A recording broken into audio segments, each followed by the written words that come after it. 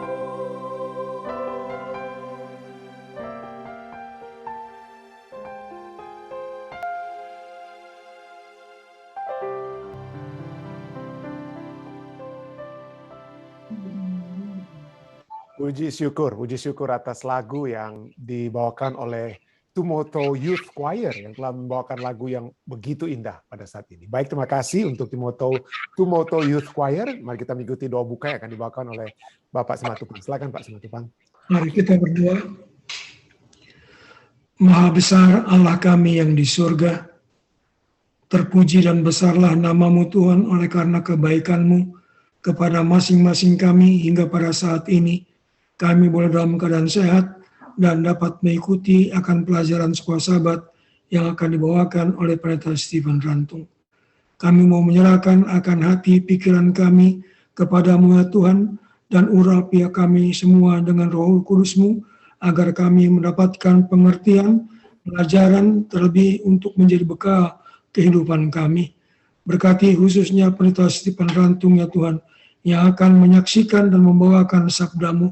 Biarlah urapan Roh Kudus dari surga boleh menjadi bahagiannya, agar Tuhan boleh gunakan Pendeta Stephen Rantung ini sesuai dengan kehendak-Mu.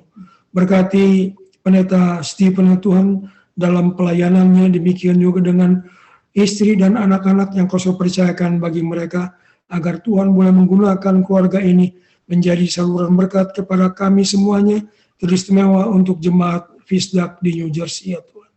Kami menyerahkan semua teman-teman kami di benua manapun berada Tuhan, agar kami diurapi dengan Roh Kudus-Mu, dan kami semakin dipersiapkan dan semakin dikuatkan untuk mau tetap setia kepada Tuhan, sementara kami menunggu akan kedatangan Tuhan yang kedua kali. Mengampuni akan dosa kesalahan kami, sempurnakan doa kami Tuhan. Dalam nama Yesus kami sudah berdoa. Amin. Terima kasih banyak Bapak Simatupang yang sudah mendoakan acara kita dan juga mendoakan saya dan keluarga secara pribadi. Terima kasih banyak. Baik saudara sekalian, seperti biasa saya akan membagikan pelajaran sekolah sahabat kita. Kita akan membaca. Pada saat ini kita akan mempelajari ibadah yang sejati. Apa artinya kita beribadah yang sejati kepada Tuhan? Pada saat kita berbakti, apakah itu berbicara tentang wah kita harus jago berkhotbah, apakah kita harus jago mengajar sekolah sahabat, atau apa yang ibadah yang sejati? Dan pada saat ini kita akan melihat bagaimana konsep ibadah yang sejati yang telah dinyatakan dalam kitab Ulangan, saat ini kita akan pelajari itu direfleksikan kembali di dalam kitab Mika. Jadi apa pertanyaannya pada saat ini? Apa yang Tuhan tuntut? What does the Lord require? Jadi apakah nanti kita akan pelajari bagaimana apakah Tuhan menuntut persembahan kita yang banyak dan lain sebagainya, atau apa yang sesungguhnya Tuhan telah tuntut. Nah, mari kita langsung saja baca pelajaran sekolah sahabat kita yang seperti yang pertama-tama tentunya dituliskan oleh penulis pelajaran sekolah sahabat kita. Sangat banyak tulisan para nabi berisi ajakan kepada kesetiaan. Ya, dan bukan hanya sekedar kesetiaan secara umum, tetapi secara khusus kesetiaan terhadap bagian mereka dalam perjanjian itu. Ada dua yang membuat sumpah pernikahan, perjanjian pernikahan, Allah sebagai pengantin pria dan umat-umatnya sebagai pengantin dalam tanda kutip wanita, gitu ya. Jadi kesetiaan itu dituntut dalam satu perjanjian, ya, satu perjanjian atau covenant ini ya. Jadi kesetiaan mereka dalam perjanjian itu yang diteguhkan sesaat sebelum mereka masuk ke tanah Ke tanah perjanjian. Dan ini adalah apa yang kitab Ulangan gambarkan. Peneguhan perjanjian antara Allah dan Israel setelah 40 tahun mereka berkeliling. Sekarang Tuhan akan memenuhi atau mulai memenuhi lebih banyak lagi janji-janji dari perjanjiannya, yaitu bagian Allah dari perjanjian itu.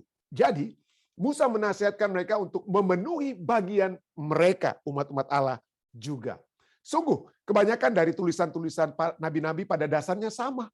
Yaitu apa? Ajakan kepada umat itu untuk memenuhi akan bagian mereka dalam perjanjian. Ya, kita dinekahkan dengan Tuhan. Jadi bukan berarti kita masuk ke dalam satu yang saya pernah bahas waktu lalu, open marriage. Kita bukan aja satu pernikahan yang sesudah kita masuk satu pernikahan lalu kita bebas saja mau bikin apa saja. Oh tidak. Kita harus memiliki masuk kepada satu pernikahan dengan adanya satu perjanjian setia hanya kepada pasangan yang telah kita telah pilih tersebut. Ya. Bacalah Mika 6 ayat 1-8, apa yang Tuhan sedang sampaikan kepada bangsa itu dalam ayat-ayat itu, dan bagaimana hal itu berhubungan dengan kitab Ulangan. Ya. Mika 6 ayat 1-8 katakan, baiklah, dengar firman yang diucapkan Tuhan, bangkitlah, lancarkanlah pengaduan di depan gunung-gunung dan biarlah bukit-bukit mendengar suaramu. Dengarlah hai gunung-gunung pengaduan Tuhan dan pasanglah telinga hai dasar-dasar bumi. Sebab Tuhan mempunyai pengaduan terhadap umatnya dan ia berperkara dengan Israel. Jadi pada saat ini seakan-akan nanti kita akan juga di pelajaran sahabat kita bicara tentang bahwa ini dalam konteks seperti di ruangan pengadilan. Ada yang sedang mengadukan seseorang atau sesuatu oleh sebab hal yang mereka lakukan yang tidak benar. Jadi di pengadilan itu harus dibenarkan, dan di pengadilan itu mungkin ada saksi-saksi yang akan dibawakan untuk melihat apa betul pengaduan tersebut benar atau tidak. Ya, jadi Allah membuat pengaduan ya. Ini karena menggunakan antromorfosis atau bahasa manusia dalam berbicara, tapi inilah bahasa yang dapat dimengerti oleh orang-orang di zaman Alkitab, di zaman Mika. Jadi Tuhan mengadu, Tuhan mengadu. Ya, Tuhan memiliki pengaduan terhadap umatnya dan ia berperkara dengan Israel. Ayat 3. Umatku, apakah yang telah kulakukan kepadamu? Dan apakah engkau telah kulelahkan? Apakah engkau telah kubiarkan sampai kamu buat seperti ini? Ya. Kalau saja artinya ada mungkin dengan kata lain, bukan berarti Tuhan membiarkan kita tidak setia, tapi Tuhan katakan aku selalu setia, aku selalu memenuhi perjanjianku. Kok kamu yang tidak mau apa? Kamu tidak mau setia. Apakah engkau telah kulelahkan? Jawablah aku, Tuhan berkata. Ayat 4. Sebab aku telah menuntun engkau keluar dari tanah Mesir dan telah membebaskan engkau dari rumah perbudakan dan telah mengutus Musa dan Harun dan Miriam sebagai penganjurmu, pemimpinmu. Ya, umatku, baiklah ingat apa yang dirancangkan oleh Balak, Raja Moab, dan apa yang dijawab kepadanya oleh Bileam bin Beor, dan apa yang telah terjadi di Sitim sampai Gilgal, supaya engkau mengakui perbuatan-perbuatan keadilan dari Tuhan. Ya, Tuhan memberikan ingat, saya setia, saya selalu setia, kamu tidak setia. Ayat 6. Dengan apakah aku akan pergi menghadap Tuhan dan tunduk menyembah kepada Allah di tempat yang tinggi? Jadi ini pertanyaan nomor 6, ayat ke-6 sampai 8 ini berbicara lagi tentang bagaimana kita beribadah yang sesungguhnya kepada Tuhan. Bagaimana kita menyembah Tuhan yang sesungguhnya? Dengan apakah aku akan pergi menghadap Tuhan dan tunduk menyembah kepada Allah di tempat yang tinggi? Akan pergikah aku menghadap Dia dengan korban bakaran, dengan anak lembu berumur setahun? Berkenankah Tuhan kepada ribuan domba jantan, kepada puluhan ribu curahan minyak? Akan kupersembahkan bahkan anak sulungku karena pelanggaranku dan buah kandunganku karena dosaku sendiri? Nah, dengan kata lain ya Tuhan Tuhan di zaman perjanjian lama Tuhan menganjurkan kalau kita berdosa misalnya kita bawa korban bakaran, tapi Tuhan tidak pernah mengajak umat manusia membawa anak sulungnya untuk apa? Untuk jadi korban, tapi itulah yang dipraktekkan. Itulah yang dipraktekkan oleh orang-orang Israel di zaman Mika. Mereka mengorbankan anak mereka sendiri supaya bukan kepada Tuhan tapi kepada dewa-dewi lainnya, supaya mereka punya permohonan dapat diminta. Tuhan bilang, apa itu? Apa itu yang Allah akan tuntut ya? Tidak ya. Akan kupersembahkankah anak sulungku karena pelanggaranku dan buah kandunganku karena dosaku sendiri? Itu dosa ya, bukan apa yang Allah tuntut ya. Ayat 8. Hai manusia, telah diberitahukan kepadamu apa yang baik atau righteous, apa yang dibenarkan, apa yang merupakan kebenaran dalam hal penyembahan atau perbaktian. Apa itu? Dan apa yang dituntut Tuhan daripadamu selain nomor 1 prinsip pertama. Selain berlaku adil, mencintai kesetiaan, dan hidup dengan rendah hati di hadapan Allahmu. Nanti kita akan bahas tentang ketiga prinsip ini. Ya. Jadi para ahli Alkitab telah melihat dalam ayat-ayat Mika ini, apa yang dikenal dengan sebuah tuntutan perjanjian, di mana Tuhan menggugat atau mengangkat sebuah kasus melawan umatnya oleh karena pelanggaran mereka terhadap perjanjian antara Allah dan umatnya tersebut. Dalam kasus ini, Mika mengatakan bahwa Tuhan mempunyai pengaduan terhadap umatnya. Di mana kata pengaduan atau riv, bahasa Ibraninya ya, riv, itu bisa berarti sebuah perselisihan hukum. Adanya perselisihan hukum. Artinya di sini, Tuhan sedang membawa sebuah kasus hukum untuk melawan mereka, satu gambaran yang mengimplikasikan aspek hukum. Selain dari aspek hubungan ya, dari satu perjanjian. Jadi dalam satu perjanjian, ada aspek hukumnya. Ya. Dalam satu perjanjian beli rumah, beli mobil, kalau ada perjanjian misalnya pinjam meminjam, ada yang harus kita dituntut kita buat, apa yang konsekuensi kalau itu kita tidak lakukan dalam perjanjian hukum tersebut ya. Jadi hari ini seharusnya tidak mengherankan. Kenapa? Karena bagaimanapun juga pusat dari perjanjian itu adalah hukum. Pusat perjanjian itu adalah hukum. Perhatikan juga bagaimana Mika meminjam secara langsung bahasa dari kitab Ulangan. Apa yang ditulis dalam Mika 6 itu, ayat 8 khususnya itu mengambil dari Ulangan 10 ayat 12 sampai 13. Walaupun kata-kata berikutnya berbeda, tapi intinya sama ya. Itu mengajak bagaimana caranya kita beribadah yang sejati kepada Tuhan. Ulangan 10 ayat 12 sampai 13 berkata, maka sekarang hai orang Israel, apakah yang dimintakan daripadamu oleh Tuhan Allahmu? selain daripada takut akan Tuhan Allahmu. Hidup menurut segala jalan yang ditunjukkannya. Mengasihi Dia, beribadah kepada Tuhan Allahmu dengan segenap hatimu dan dengan segenap jiwamu. Berpegang pada perintah dan ketetapan Tuhan yang kusampaikan kepadamu pada hari ini. Tuhan mengajak saudara dan saya, seperti Dia mengajak orang Israel, turut perintahnya, turut kehendak-kehendak Tuhan sebagai orang-orang yang sudah diselamatkan melalui pengorbanan Yesus Kristus, bukan supaya Tuhan itu senang dilayani oleh kita sebagai manusia. Bukan. Kita menurut Tuhan supaya apa? Bukan supaya baik keadaan Tuhan. Ayat ini katakan apa? Berpegang pada perintah dan ketetapan Tuhan yang kusampaikan kepadamu pada hari ini, supaya baik keadaanmu. Supaya baik keadaanmu. Pelanggaran-pelanggaran hukum. Apa yang kita lakukan, misalnya kita tidak menghargai kehidupan pada saat kita membunuh, kita tidak menghargai kesucian pada saat kita bersinah dengan istri orang lain dan lain sebagainya, itu tidak membawakan kebaikan, ya, tidak membawakan kebaikan. Namun gantinya mengutip langsung, Mika memodifikasi ayat itu dengan menggantikan huruf-huruf dari hukum. Dari kitab Ulangan dengan roh dari hukum itu, ya itu intinya sama, yaitu kita harus berlaku adil dan penuh dengan kemurahan, penuh dengan kemurahan.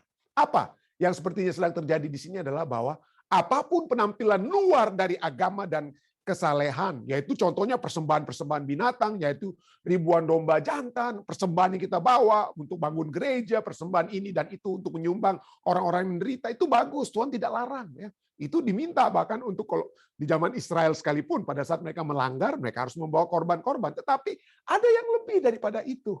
Ada yang lebih daripada sekedar hanya apa? Membawa. Kenapa? Karena seringkali banyak umat manusia membawa persembahan itu untuk menutupi, untuk membayar, untuk menyogok Tuhan. Tuhannya kita sogok supaya Tuhan diam-diam aja. Walaupun saya berdosa di hari Minggu, Senin, Selasa, Rabu, Kamis, yang penting hari Sabat, hari Sabtu saya bayar kamu. Diam-diam Tuhannya. Jadi jangan hukum saya. Itu seringkali kita lakukan. Mungkin ya, mungkin kita lakukan. Jadi Tuhan katakan percuma dengan kata lain. Persembahan binatang yaitu ribuan domba jantan, bukan itu yang merupakan inti hubungan perjanjian antara bangsa Israel dengan Allah. Apapun yang baik dari segala penampilan luar dari keagamaan dan kesalehan ini, itu baik, tidak disalahkan. Walaupun itu baik, tetapi jika sebagai contoh mereka menginginkan ladang-ladang, mereka merampas dan rumah-rumah, merampasnya ladang-ladang tersebut dan rumah-rumah mereka menyerobotnya, yang menindas orang dengan rumahnya, manusia dengan milik pusakanya, percuma. Kalau kita sogok Tuhan supaya pada umumnya orang kalau sogok menyogok itu supaya kita dapat melakukan sesuatu yang terus terang saja mungkin tidak sesuai dengan hukum. Kenapa harus disogok? Kalau itu benar-benar inilah dia punya apa ya, biaya yang harus dibayar untuk dapat SIM. Kenapa kita harus sogok? Kita sogok karena mungkin kita belum cukup umur untuk dapat SIM, surat izin mengemudi, atau kita sogok supaya apa? Supaya kita tanpa harus ikut apa? Driving test. Jadi semua sogok menyogok itu karena ada yang dilanggar, ada yang dilanggar. Jadi inilah yang dilakukan oleh orang-orang Israel zaman dahulu. Mereka apa? Mereka mau sogok Tuhan dengan persembahan segala macam. Karena apa? Karena mereka mau apa? Mau ambil hak milik orang lain. Pertanyaan ada juga tantangan atau yang dinyatakan ya dari pelajaran kita kemudian bahwa bangsa Israel seharusnya menjadi satu terang kepada dunia, di mana sehubungan dengan hal ini bangsa-bangsa di sekitar akan berkata dengan penuh keheranan, memang bangsa yang besar ini adalah umat yang bijaksana dan berakal budi, seperti Ulangan 4 ayat 6. Jadi mereka harus bertindak dengan kebijaksanaan dan akal budi yang termasuk di dalamnya bagaimana memperlakukan orang lain dengan adil dan berkemurahan. Pada saat ini kita akan mencoba melidiki hanya satu ayat saja, fokus kita ya, tambahan pelajaran kita. Dan kenapa?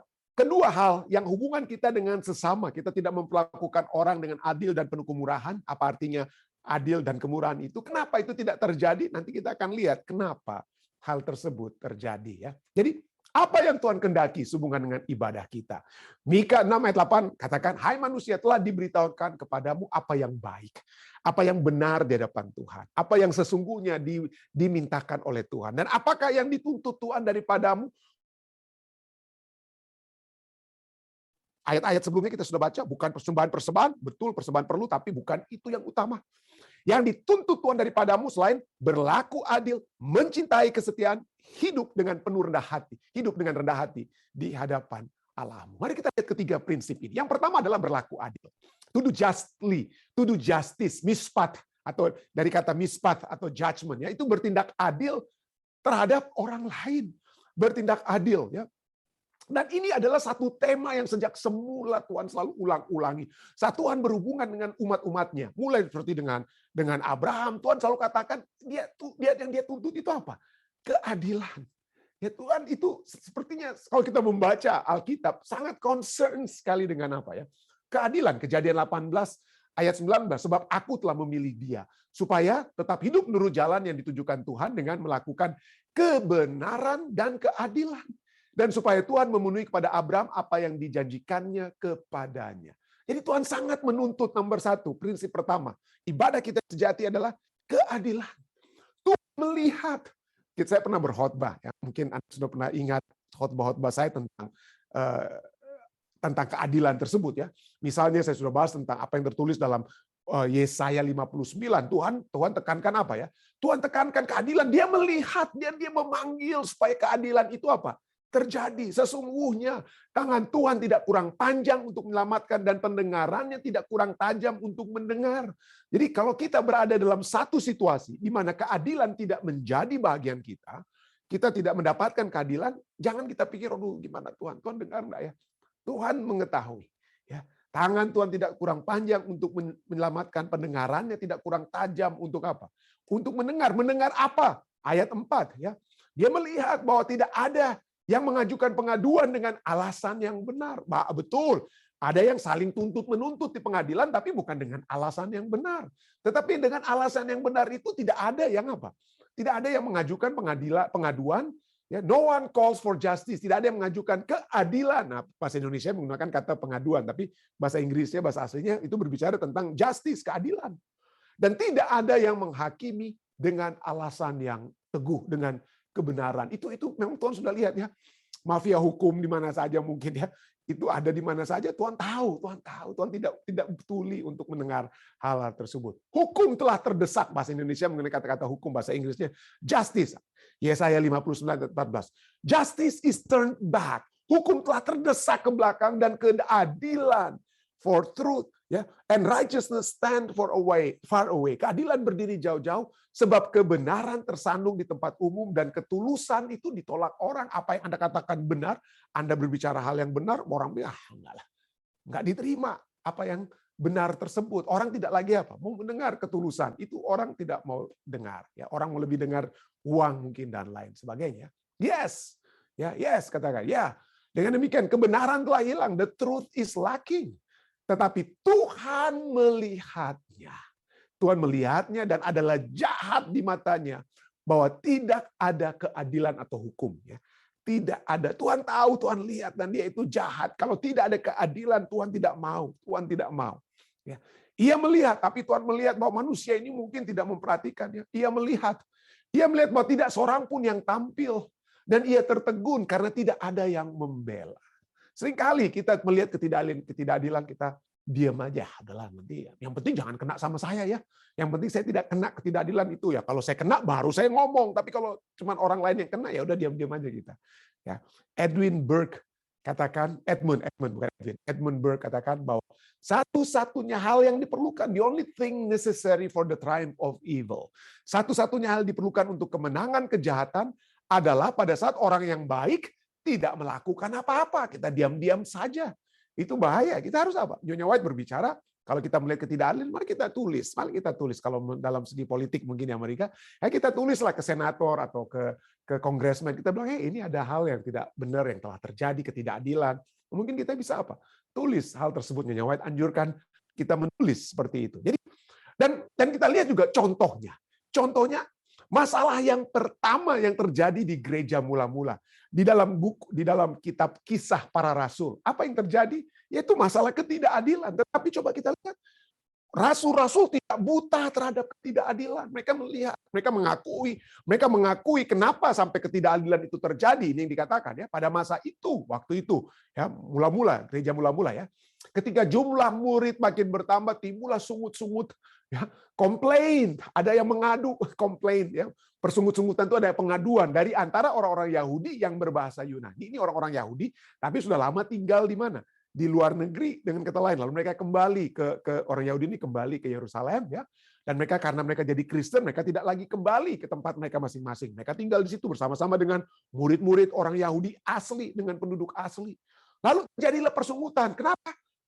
Kepada orang-orang yang berbahasa Yunani terhadap orang-orang Ibrani. Kenapa? Karena pembagian kepada janda-janda mereka diabaikan dalam pelayanan sehari-hari. Rupanya orang-orang Kristen asli, yang orang Yahudi asli, yang jadi Kristen, mereka lebih memperhatikan janda-janda mereka. Lebih mungkin dikasih daripada janda-janda yang pendatang-pendatang ini yang tidak lagi pulang ke tempat mereka. Jadi mulai mereka, ini nggak adil nih, nggak adil. Lalu kemudian kedua, ayat berikutnya, ayat kedua. Kisah pasal 6 ayat 2. Berhubungan dengan itu, ke-12 rasul memanggil semua murid berkumpul dan berkata, "It is not desirable that we should leave the word of God and serve table." Kami tidak merasa, itu bukan yang tepat ya. Dengan kata lain mereka katakan, kami bukan tidak merasa puas, tapi kami tidak merasa tepat kalau kami harus melalaikan firman Allah untuk melayani meja, untuk membagi-bagi makanan, untuk apa. Yaitu kalau bisa, ya para rasul ini katakan kalau bisa kami fokuslah dengan berdoa. Nanti kita akan baca, Anda bisa baca selanjutnya. Biarlah para rasul, pemimpin-pemimpin rasul-rasul itu berfokus kepada doa dan pemberitaan Injil. Lalu untuk pengaturan, untuk apa? Untuk pengaturan makanan dan hal-hal lainnya, keperluan-keperluan di jemaat, apa yang mereka katakan? Karena itu, ayat yang berikutnya. Karena itu, saudara, katanya, pilihlah 7 orang dari antaramu yang terkenal baik dan yang penuh dengan roh dan hikmat, supaya kami mengangkat mereka untuk tugas itu. Itulah sebabnya kita memiliki diakon dan diakones untuk mengatur kebutuhan-kebutuhan sehari-hari, kebutuhan jasmani. Kenapa? Karena rasul-rasul mau fokus kepada kebutuhan rohani. Kebutuhan rohani. Yang jasmani, inilah diakon-diakones telah dipilih. Ya itulah, di sini kita lihat bagaimana Tuhan melihat. Dan Tuhan tidak mau tidak ada keadilan di gereja. Dia mau supaya kita concern, kita sensitif dengan adanya ketidakadilan. Tapi jangan kita hanya mementingkan satu kelompok tertentu ya, karena mereka orang asli, mereka lah yang kita apa? Mereka lah yang kita perhatikan. Oh, karena mereka ini orang-orang yang kaya di gereja, oh, kita lah yang harus selalu apa? Layani mereka, jangan sampai perasaan mereka itu hancur dan lain sebagainya. Hati-hati. Hati-hati dengan hal-hal tersebut, karena itu seperti kitab Yakobus katakan, itu waduh bahaya sekali, itu menimbulkan ketidakadilan dan pilih kasih dan lain sebagainya, dan Tuhan membenci hal tersebut. Tuhan membenci hal tersebut. Jadi itulah kita lihat bagaimana Tuhan tidak menghendaki ketidakadilan bahkan di gereja sekalipun. Itu poin pertama. Poin yang kedua adalah mencintai kesetiaan, to love mercy, to love. Nah, bahasa Indonesianya mencintai kesetiaan, tapi bahasa lainnya dapat kita lihat tulisan-tulisan di terjemahan Inggris, ya bahasa Inggris katakan to love kindness, karena itu berasal dari kata Ibrani keset yang berarti goodness, kindness, loving kindness. Jadi berlaku adil dan mencintai kesetiaan atau mencintai kebaikan, itu kindness, itu kebaikan, itu adalah hubungan horizontal kita dengan sesama manusia. Nah, pertanyaannya, adakah kita masih memiliki apa ya? Ini ibadah yang Tuhan kehendaki. Ini apa? Yang kedua, selain mencintai keadilan, ya, berlaku adil adalah mencintai kebaikan, mencintai kesetiaan, mercy atau kindness. Nah, dengan adanya pandemik itu, saya tidak perlu lagi, Anda bisa melihat artikel, Anda bisa melihat video baru-baru ini, beberapa hari lalu ya, ada manajer di restoran lagi mencoba untuk menjelaskan kepada customer, ini dia mau pakai kredit card untuk bayar, lalu kredit cardnya itu ditolak. Jadi manajernya cuma bilang, ibu boleh tolong sekali lagi lah kita ibu gesek lagi kartu ibu. Waduh, gantinya dia mau gesek, dia gampar, dia hajar itu manajer sampai manajer itu jatuh. Di kesempatan yang lain ada video-video viral yang saat ini di Amerika, ya di McDonald's kalau nggak salah ada sup di situ ya. Berargumentasi sedikit dengan manajer, lalu customer ini dia lempar sup yang panas itu ke muka dari siapa? Ke muka daripada manajer di McDonald's tersebut. Jadi apa yang terjadi? Manusia sekarang sudah semakin semakin nggak ada lagi sopan santunnya, nggak ada lagi kebaikannya, nggak ada lagi kasih setia. kesetiaan ataupun kebaikan terhadap sesama. Ya mungkin itu saya baru ambil contoh di Indonesia. Saya pernah bicara ini dia ya. Di Indonesia, waduh, ya research menyatakan bahwa orang Indonesia itu dikenal sebagai orang yang ramah kalau ngomong muka dengan muka. Kalau ngomong muka dengan muka, aduh santun ya Pak, Ibu, ya apa kabar? Santun sekali. Tapi survei yang dilakukan oleh Digital Civility Index atau DCI, Anda bisa lihat dari kompas.com ini ya. Dikatakan apa? Untuk mengukur tingkat kesopanan digital global dari antara orang pengguna apa ya, pengguna internet dan lain sebagainya, Indonesia menduduki peringkat paling bawah di Asia Tenggara. Yang dari Asia Tenggara nomor paling akhir. Bagaimana dari 32 negara lainnya ya, bukan di Asia Tenggara tapi negara di dunia yang disurvei. Dari total 32 negara yang disurvei pun di seluruh dunia, Indonesia menduduki peringkat urutan ke-29. Jadi di bawah Indonesia tentu saja masih ada beberapa negara lainnya ya. 30, 31, ada 3 lagi negara. Tapi Indonesia sudah paling bawah. Paling bawah orang-orang apa ya, yang menyatakan bahwa Indonesia itu kalau di dunia maya, netizen itu apa ya, tidak sopan pada saat kita pikir, waduh saya cuma mau tulis, waduh ini saya kurang senang nih, ini saudara ini kok bikin status begitu, waduh apa nggak punya otak dia itu segala, mungkin langsung Anda pikir, Andanya jawab, Andanya tulis, hanya antara Anda dan tangan telunjuk Anda untuk ketik-ketik sedikit, lalu Anda kirim tersebut, tapi Anda tidak tahu bahwa di balik Anda dan ini dia, dan mobile phone Anda atau laptop atau apa laptop Anda, ada mungkin ribuan atau jutaan orang yang bisa membaca apa yang Anda tulis. Jadi saya pernah melihat, saya bahkan malu untuk screenshot untuk saya tunjukkan. Saya nggak tega, saya mau tunjukkan itu ya. Bagaimana ada orang-orang Advent yang berdebat tentang siapa yang apa, mana yang benar, ada doktrin Trinitas atau doktrin Allah yang tunggal atau Tritunggal atau Allah itu hanya unity of God dan lain sebagainya. Jadi tentang kealahan. Jadi waduh ini orang-orang yang mengaku hebat, tapi pada saat saya membaca komentar-komentar mereka, waduh mengerikan sekali. Jika ada yang tulis ini dokter dia, pendeta dokter tapi goblok. Waduh, mohon maaf tapi itu yang kata-kata yang ditulis nggak ada otak. Masa pandangannya seperti itu? Jadi saya membaca, saya bilang, waduh, ini mereka sedang mencoba untuk mengerti tentang Allah. Mereka mencoba untuk dapat memiliki satu pemahaman yang baik tentang Allah. Tapi pada saat mereka berbicara dengan sesama orang di mana di kolom komentar mereka, mengerikan sekali. Seakan-akan mereka tidak percaya Allah. Seakan-akan mereka menolak Allah. Seakan-akan mereka menolak Allah. Dunia kita tidak memerlukan orang-orang seperti itu. Terus terang ya, Tuhan menginginkan kita apa? Efesus 4 ayat 32 katakan, tetapi hendaklah kamu ramah, be kind. Hendaklah kamu ramah, sopan santun, dengan kata lain seorang terhadap yang lain, penuh kasih mesra dan saling mengampuni sebagaimana Allah di dalam Kristus telah mengampuni kamu. Bagaimana kita beribadah yang sejati pada saat kita jor-joran, hancur-hancuran dengan orang hanya karena ingin menyatakan siapa pandangan yang terbenar tentang Allah kita itu yang bagaimana, atau tentang sabat yang sesungguhnya, sabat apa, sabat lunar atau sabat mingguan atau apa, tapi kita jor-joran, hancur-hancuran. Hati-hati saudara ya. Marilah kita, adakah Anda berdoa sebelum Anda menulis kutipan apa saja? Ini mungkin intinya satu saja ya. Apakah sebelum Anda menulis komentar yang mungkin menyakitkan Anda sekalipun, ya, adakah kita merenungkan sebenarnya Anda nggak usah tutup mata, berpikir Tuhan, apa yang harus saya tulis sekarang? Apa yang saya harus jawab? Semua orang yang, waduh ini pendeta Rantung ini kok begini, dokter tapi kelakuan ini. Saya harus berdoa mungkin ya. Apa yang saya harus katakan? Apa kira-kira kata-kata yang tepat untuk menjawab tulisan-tulisan yang seperti itu? Adakah kita memiliki perkataan, tulisan yang membawa orang untuk melihat kasih Kristus yang telah mengampuni kita? Pelajaran sekolah sahabat kita katakan bahwa ibadah kita yang sejati itu bukan pada saat Anda datang ke gereja sebagai ketua, sebagai pendeta, berkhotbah yang hebat di gereja. Wah itulah, itu ibadahnya pendeta Rantung tuh hebat tuh, saleh bener dia tuh ya. Hebat sekali dia kalau bicara. Saya tidak melihat apa yang dituntut Tuhan padamu. Saya tidak melihat tentang harus berkhotbah. Mungkin tentu saja saya diminta untuk mengabarkan Injil, saya harus berkhotbah. Tetapi di atas semuanya itu apa yang Tuhan tuntut dari saya?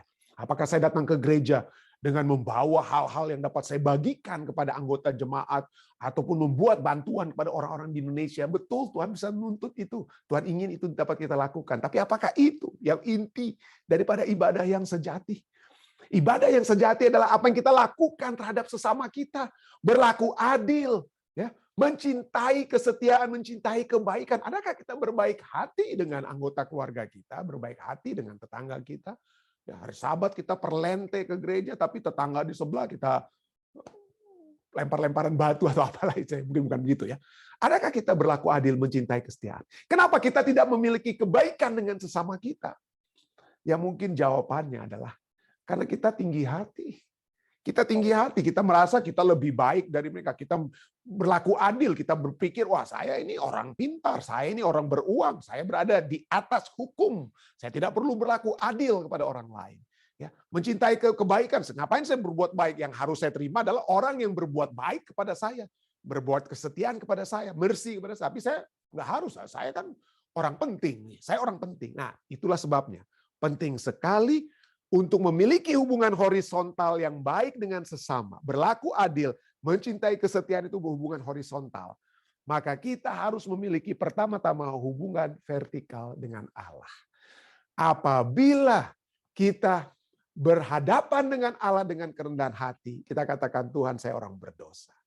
Walaupun saya doktor, walaupun saya pendeta, tapi mungkin saya tidak memiliki pengetahuan yang lengkap tentang ketuhanan dan lain sebagainya. Apakah itu dapat membawa saya, mengizinkan saya untuk apa ya, menghina orang-orang lain di tulisan-tulisan saya, di status mereka ataupun di diskusi kita di dunia maya? Tidak ya. Marilah kita memiliki kehidupan yang dengan rendah hati di hadapan Allah. Siapalah kita? Kita semua orang berdosa. Kita semua adalah orang yang apa? Yang tidak memiliki apa-apanya kalau tanpa Allah. Tanpa Allah kita tidak akan dibebaskan dari dosa seperti orang Israel. Tanpa Allah mereka tidak akan pernah keluar dari Mesir. Tanpa Allah mereka tidak memiliki kekuatan untuk menghadapi musuh-musuh di tanah perjanjian. Tanpa Allah saudara dan saya tidak memiliki apa-apa. Dan kalau kita memiliki pandangan tersebut, saya tidak memiliki apa-apa, kita memiliki kerendahan hati di hadapan Allah kita. Maka inilah ketiga hal yang lengkap. Inti dari penyembahan yang Allah kehendaki. Kiranya kita terus berlaku adil. Kiranya kita terus mencintai kebenaran, kesetiaan, dan kebaikan dengan orang lain. Karena kita hidup dengan rendah hati di hadapan Allah kita. Saya bawa ini dalam nama Yesus. Amin. Baik, terima kasih saudara-saudari sekalian yang masih bersama-sama dengan kami ya di Jemaat Fisdak untuk acara ibadah kita. Jika ada tambahan ya ataupun pertanyaan sehubungan dengan pelajaran kita, silakan. Mungkin dari Papi mungkin ada tambahan. Thank you. Sudah bagus, thank you. Oke, puji Tuhan. Ada lagi yang lainnya mungkin pertanyaan sehubungan dengan apa ibadah yang sejati ini ya? Ada kira-kira? Kesaksian mungkin ada kesaksian. Silakan. Ada kesaksian-kesaksian? Jika tidak ada dari Zoom, mungkin dari live stream, Dek. Silakan, Dek. Belum ada pendeta dari live stream. Oke. Jika belum ada, ya, saya percaya mudah-mudahan kita terus dapat merenungkan ya pekabaran kita tentang ibadah yang sejati pada malam hari ini. Baik, saudara sekalian, kita akan masuk ke bagian yang kedua dari acara ibadah kita, yaitu kita dengan pokok-pokok doa yang dapat kita bawakan pada saat ini. Hal-hal yang dapat kita bawakan, bagaimana ada yang mau sampaikan, mungkin ada update, ataupun ada yang mau ditambahkan untuk didoakan oleh Jemaat Fisdak. Ya. Kami akan terus mendoakan Ibu Siana. Tidak tahu apakah sudah dapat paspornya Ibu Siana? Sudah. Oh, sudah ya? Oh, Paspor. sudah Pak Pendeta, baru paspor. Baru paspor. Oke. Terus kita doakan. Kemarin sudah store semua ke sana, tinggal tunggu, ternyata kita dapat jadwal kalau enggak Februari Maret untuk visanya ya. Oke, Ibu Siana, kita doakan, serahkan semua ke Tuhan ya. Serahkan kepada Tuhan. Terima kasih. Ada lagi yang lainnya, saudara lainnya yang di Zoom? Silakan Bapak Simatupang. Ini untuk update yang kita doakan. Saudara Tigor Sitompul sudah di rumah, sudah baik, sudah sehat. Puji Tuhan. Amin. Amin. Kasih doanya. Dan juga untuk Ibu Sima Saragi, dia pindah ke rehab oleh karena untuk menghabiskan dia punya antibiotik. Oke. Dia sudah alert dan sudah baik sekali. Terima kasih atas doa-doa. Puji Tuhan. Puji Tuhan ya. Baik. Terima kasih. Ada lagi yang lainnya? Jika belum ada, kita tentunya berdoa ya. Saya ingin mengucapkan di depan saudari anggota Jemaat Fisdak saat ini, saudari Daisy Cici Welong ya, beliau berulang tahun ya. Kita bersyukur. Hari ini mungkin dia atau kemarin, saya percaya hari ini ya. Ibu Daisy Cici Welong berulang tahun. Jadi selamat ulang tahun Ibu Cici Welong ya, yang telah berulang tahun pada hari ini. Ya baik, ada lagi mungkin saudari lainnya? Jika tidak ada silakan Dek dari live stream. Dari Jailan, kata terima kasih untuk doa-doanya. Adiknya sudah keluar dari rumah sakit, sekarang sedang pemulihan di rumah. Oh oke. Puji Tuhan ya. Lalu dari pendeta Renalo, katanya tolong tetap doakan istrinya yang sedang dalam pengobatan herbal untuk penyakit kanker, pendeta. Oh, Ibu Pendeta Alo. Iya. Lalu dari Ibu Masi Flora, tolong doakan saudara Refli Masi yang sedang rehab setelah kena stroke. Oh, oke. Jadi ini dari Ibu siapa? Velsi. Masi Flora, Dari Flora Masi. Oh, Flora Masi. Ya, ya. Oke. Oke. Lalu dari Baik. ada silent request dari Tante Santi Makarawung. Oke. Dan juga Ibu Velsi Rongga, katanya tolong doakan anaknya yang sedang final, pendeta. Oh, oke. Iya. Exam ya, final exam. Oke.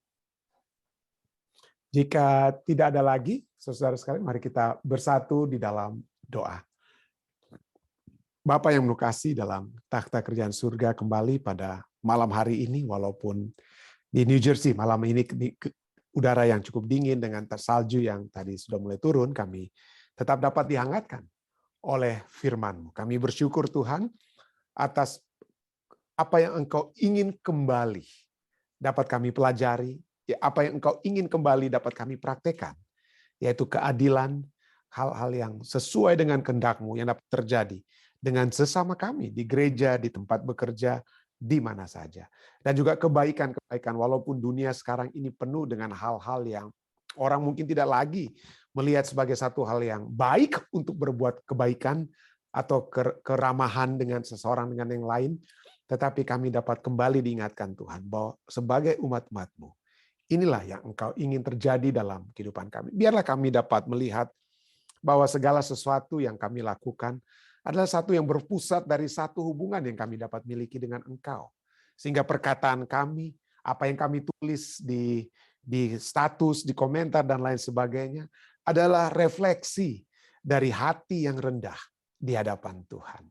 Terima kasih Tuhan. Bawalah kami untuk selalu memiliki kehidupan yang dengan pembangunan karakter yang sesuai dengan karakter-Mu, untuk dapat bersama-sama dengan Engkau selama-lamanya di dalam kerajaan-Mu. Terima kasih Tuhan. Kiranya perenungan kami pada saat ini dapat menjadi satu kekuatan yang pasti di dalam kehidupan kami masing-masing, sehingga kami dapat berubah. Kami dapat selalu memiliki kekuatan yang Engkau berikan. Karena kami seringkali Tuhan tidak sanggup untuk berlaku adil secara konsisten, terus-menerus, memiliki kebaikan kepada sesama secara konsisten, karena seringkali mungkin kami memiliki hari-hari yang tidak menyenangkan dalam kehidupan kami. Tapi biarlah Engkau yang akan selalu mengingatkan kami, menuntun kami, sehingga kami dapat selalu menjadi umat-umat-Mu yang baik, umat-umat-Mu yang ramah, umat-umat-Mu yang memiliki belas kasihan kepada sesama, karena adanya satu hubungan dengan Engkau. Kami datang pada saat ini untuk bersyukur, Tuhan. Kami ingin bersyukur bukan hanya dengan keluarga-keluarga yang sudah kami doakan dan telah mendapat jawaban seperti yang Engkau kehendaki di dalam kemurahan-Mu bersama-sama dengan keluarga Bapak Tigor Sitompul. Kami telah mendoakan beliau dan saat ini beliau sudah di rumah. Sudah satu hal yang telah disaksikan oleh keluarga Bapak dan Ibu Simatupang. Kami bersyukur Tuhan, karena kami dapat melihat bahwa kasih setiamu itu juga masih dapat kami lihat pada saat ini. Kami juga terus bersyukur oleh sebab Ibu Ibu Sima Saragi Tuhan, yang memiliki keadaan yang lebih baik, dan bersama-sama dengan Saudara Jailan Amrianto, kami bersyukur Tuhan karena Saudara Ito Victor Aminuddin Tuhan. Dia telah berada di rumah, telah memperoleh kesehatan yang lebih baik daripada waktu sebelumnya saat dia berada bahkan di ruang ICU di rumah sakit. Kami bersyukur Tuhan. Kami juga bersyukur oleh sebab Tuhan telah menambahkan satu usia kepada Ibu Daisy Cici Welong Tuhan.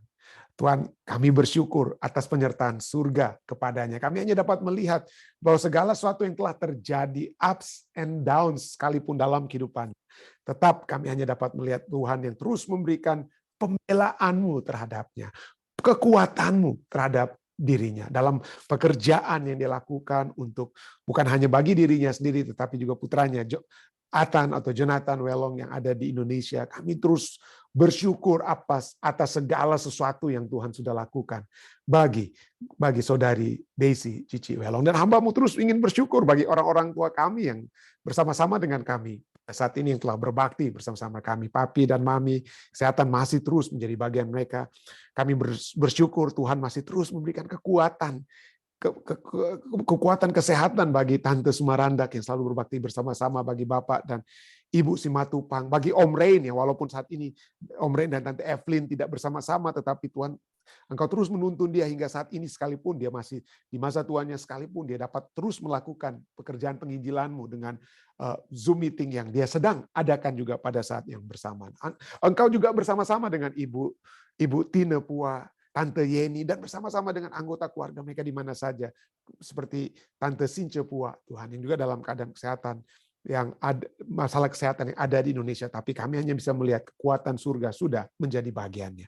Bersama-sama dengan hamba Tuhan seperti Pendeta Rain Alo, kami dapat berbakti, dan Pendeta Rain Alo juga dapat membawakan permohonan yang melalui kami juga Tuhan, untuk dapat kami doakan.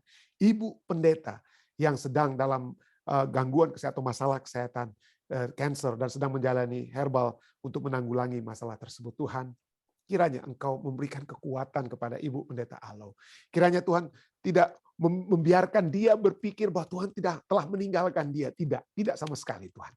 Engkau tidak akan pernah meninggalkan umat-umat-Mu, walaupun mereka berada dalam kesakitan atau masalah penyakit yang mereka sedang alami.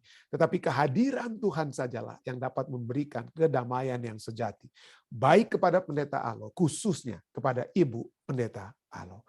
Kami juga terus berdoa bagi umat-umat Tuhan dengan hal-hal permohonan-permohonan pribadi yang mereka bawakan. Hamba-Mu ingin berdoa bagi saudari Santi Makarawung Tuhan. Engkau mengetahui pergumulan kehidupannya, Engkau mengetahui keinginannya. Kami berdoa kiranya semua rancangan surga yang dapat terjadi kepada Santi, biarlah itu terjadi sesuai dengan kehendak-Mu tentang kehidupan rumah tangga dan hal-hal lainnya Tuhan. Kiranya itu dapat terjadi sesuai dengan kehendak-Mu. Bersama-sama dengan Ibu Flora Masi, kami ingin berdoakan Saudara Refli Masi dalam proses pemulihannya. Kiranya itu Tuhan, kemurahan Tuhan dapat terlihat, dan kami akan mendengarkan update nantinya tentang keadaan Saudara Refli Masi yang sudah lebih baik, seperti yang kami selalu mendoakan, seperti Saudara Ronald Walean, Ibu Leli Manuhutu, yang selalu kami doakan dari waktu-waktu, dan kami rindu Tuhan untuk melihat bahwa penyertaan Tuhan selalu menjadi bagian mereka. Berdoa terus bagi Saudari Julie Panjaitan, Saudari Marlin Karamoy, dan terus kami ingin mendoakan Tante Ibu Pendeta Paruntu, Tante Yeni Poluan, yang kami terus ingin doakan. Dan kami juga ingin terus mendoakan, bukan hanya dari segi masalah kesehatan, tapi bersama-sama dengan Ibu Velsi Rongga, kami ingin berdoa agar ujian ataupun final exam yang sedang dijalani oleh anak beliau, itu akan menjadi satu kesuksesan oleh sebab penyertaan Tuhan yang sudah menjadi bagian mereka. Terima kasih Tuhan. Kami terus berdoa bagi keluarga yang berduka. Hamba-Mu ingin berdoa bagi anak-anak daripada sahabat hamba-Mu Tuhan, Saudari Popi Mitra Kainde. Tuhan, kedua anak ini telah kehilangan ayah berapa tahun yang lalu dan seorang ibu pada beberapa saat yang ini, Tuhan. Hamba-Mu berdoa, kiranya anak-anak ini tetap Tuhan kuatkan. Mereka kehilangan ayah dan ibu, tapi mereka tidak kehilangan Engkau, Tuhan. Tidak kehilangan Engkau. Hamba-Mu juga ingin berdoa terus bagi keluarga besar Tobing Siregar juga yang masih dalam keadaan duka. Kiranya Tuhan akan selalu memberikan kekuatan kepada mereka. Kami terus berdoa Tuhan bagi umat-umat Tuhan juga lainnya yang selalu hamba sebutkan seperti Dr. Jerry Saraswati dengan masalah kesehatannya, Bapak Alden Sihotang, Saudara Joni, Kak Awan, dan khususnya Saudari Jane Rononuwu Tuhan. Hamba-Mu berdoa Tuhan kiranya damai, penyertaan surga, dan rancangan surga tepat jadi kepadanya. Kami bersyukur Ibu Shana telah mendapatkan paspornya dan akan maju untuk visa Amerikanya. Kami berdoa, kiranya kehendak Tuhan yang jadi. Dan jika kami dapat bermohon, kiranya Tuhan dapat memberikan visa tersebut. Sehingga jika itu adalah kehendak Tuhan, Ibu Shana akan kembali bertemu dengan Jane di Amerika Serikat. Hamba-Mu ingin berdoa bagi anak-anak muda di Jemaat Fisdak. Hamba-Mu terus ingin berdoa bagi adik anak kami, Saudari Sherin Sihotang. Anak daripada keluarga Sihotang, Mokalu Tuhan yang ada di California. Tuhan sertailah Sherin. Lindungilah dia dari mara bahaya. Lindungilah dia dari penyakit. Lindungilah dia dari hal-hal yang tidak diinginkan.